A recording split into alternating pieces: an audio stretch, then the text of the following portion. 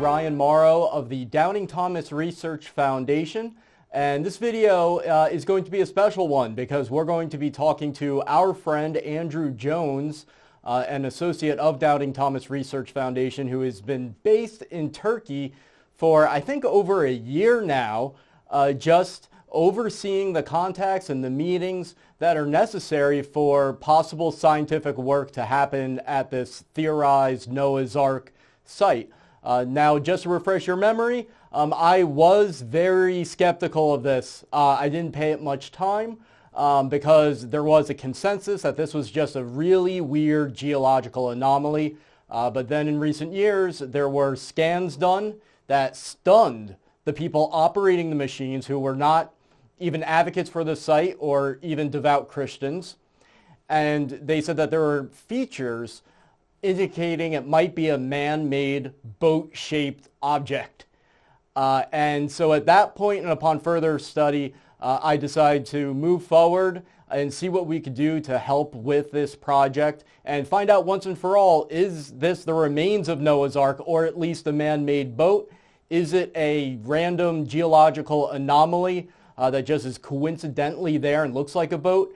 Those are questions that we really want to answer. And so we're going to be talking to Andrew Jones in Turkey about this. But go to noahsarkscans.com, noahsarkscans.com, if you want to donate to the project. All right, so Andrew, let's start with the location of the possible remains of Noah's Ark. How does that fit the Bible? And then if you could just go into some of the coincidences, because this has really caught my attention. What does the Bible say about the dimensions of Noah's Ark? And then what are the dimensions of this boat-shaped object? Yeah, so in the Bible, we're looking at the book of Genesis, where Moses talks about the shape and the dimensions of the boat. And in the Bible, it says it was 300 cubits long.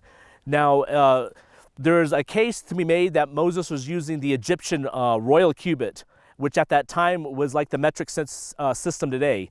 Everyone in the ancient world used it. And so 300 royal Egyptian cubits would equal 515 feet. Now that is the exact length of this boat formation here. And that kind of is what got a lot of people excited. All right, now Andrew, some people are going to say that you're just estimating, like, oh, it's around the dimensions that the Bible says. Like, how precise of a match is this? In fact, we actually brought a tape measure out here on my last tour a couple months ago, and we measured it on the ground, and we got exactly 515 feet long for this. Now, we do know some people who have gone to the Noah's Ark site and measured it, and they've come up with the same numbers that you gave us, Andrew. So everybody out there, understand we're not just relying upon Andrew Jones for these numbers. Other people have been there and they've measured it. So it's quite the coincidence. Andrew, do you have any thoughts on what are the odds that this is a geological formation? Yeah, I know. That's why a lot of people, including myself, are excited about this place, because, you know, how could a freak of nature turns out to be the exact length of the boat and the shape of a boat? You know, it's not like just an irregular shape. No, we have this boat-shaped object that's exactly the length given in the book of Genesis. All right, so you gave us a lot of information about the length, saying it's a precise match, but what about the width and the height? And then in regards to the width, it is 138 feet at its widest point, which is wider than the biblical account, but one can make the case that as the boat decayed, it was splayed out and fallen apart. And again, some of the stuff you would have to check out once an excavation occurs.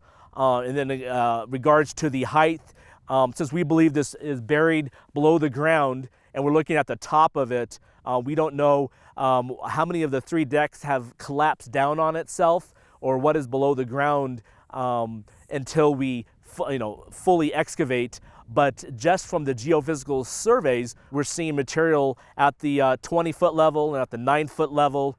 And so one could make the case that these internal structures, when you add them up, the internal height of each of these decks, they look to be spot on for the height of the boat, as Moses gave.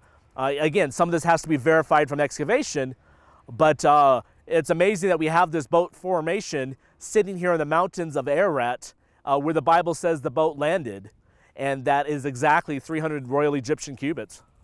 All right, so there's one other part of the biblical requirement for the construction of Noah's Ark that I want you to talk about, and that's the 3 layers. The Bible makes it pretty clear that there are 3 layers to Noah's Ark. Based on your research and the scans, are there any indications that there are 3 layers to this object? That is correct, Ryan. In the Bible, Moses wrote that there are 3 decks to the boat. And so that is matching some of the geophysical surveys done, especially the 2014 resistivity ERT scans, which we're seeing these 3 internal layers below the ground.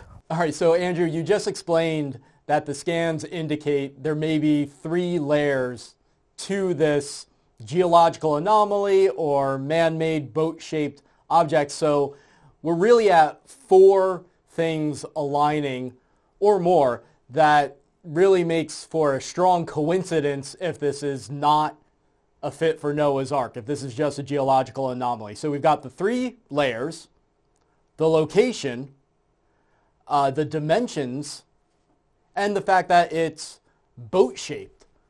So we've got 4 things that are clearly lining up at this point. Let's add a 5th. Tell us about the tradition in the area. The locals refer to this area as Mount Judy. Can you explain the significance of that? Because there's an Islamic significance to this. So it's not just the biblical case for this location, but there's a traditional case and an Islamic case. Now the locals do call this area Judy, and so in the Quran, the boat of Noah lands on Mount Judy, and so this would match even the tradition given in the Quran. Okay, so now we're up to 5 things that align between Noah's Ark and this boat-shaped anomaly where Andrew is, right there in Turkey. So we're going to have more videos coming out very, very shortly, explaining some more of this research and some more of this data that lines up and why it's worth reconsidering this site as the remains of Noah's Ark. Because if you Google it, it appears as if it's an open and shut case, and that's where I used to be. I figured it was, but then I learned all of this, and that caused me to revisit my skepticism. So if you agree with me that we need to find out the truth about this site, go to noahsarkscans.com. And if you want to make a tax-deductible donation, you can go to doubtingthomasresearch.com, which also has a link at noahsarkscans.com. So really either site will work for you. And make sure that you subscribe to this channel because we're going to be releasing some more videos with more information about this and speaking with Andrew Jones. So thanks for watching.